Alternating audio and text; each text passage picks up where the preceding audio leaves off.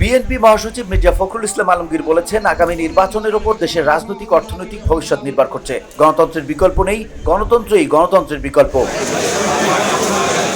মঙ্গলবার দুপুরে ঠাকুরগাঁও জেলা শিল্পকলা একাডেমি হলরুমে ঠাকুরগাঁও সদর উপজেলা ও রুহিয়া থানা বিএনপির বর্ধিত সভায় প্রধান অতিথির বক্তব্যে এসব কথা বলেন তিনি।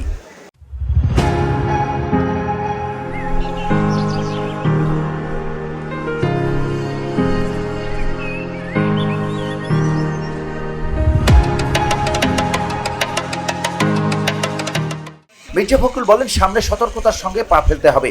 রাজনৈতিক ভুল করার কারণে ফ্যাসিস্টদের কবলে পড়া যাবে না, আর ফ্যাসিস্ট দেখতে চাই না বলেও মন্তব্য করেন মির্জা ফখরুল। এই যে একটা উত্তরণের সুযোগ আমরা পেয়েছি, এই সময়টা আমাদের অত্যন্ত সাবধানে সতর্কতার সঙ্গে পা ফেলতে হবে। আমাদের মনে রাখতে হবে যে আমাদের ভুলের কারণে, রাজনৈতিক কোনো ভুল পদক্ষেপের কারণে আমরা যেন আবার সেই ফ্যাসিস্টদের আর ফেরত দেখতে চাই না, তাই না? তিনি বলেন, দানবীয় দুঃশাসনের পরে ছাত্র জনতার গণ অভ্যুত্থানে একটি গণতান্ত্রিক অবস্থা ফিরে এসেছে। অনেক নির্যাতনের শিকার হয়েছেন, মিথ্যা মামলায় জেলে গেছেন, এখন মুক্তভাবে নিঃশ্বাস নিতে পারি। নেতাকর্মীরা রাতে নিশ্চিন্তে ঘুমাতে পারে। ছাত্র জনতার উত্থানের মধ্যে দিয়ে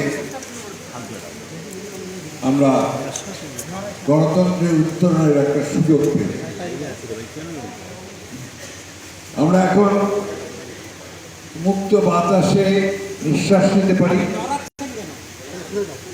আমাদের গণতান্ত্রিক কর্মী যারা আছেন, দলের নেতা কর্মী যারা আছেন, তারা এখন অন্তত রাতে নিশ্চিন্তে ঘুমোতে পারে।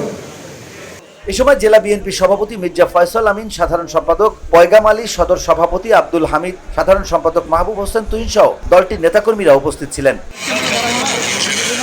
VOD Bangla news desk.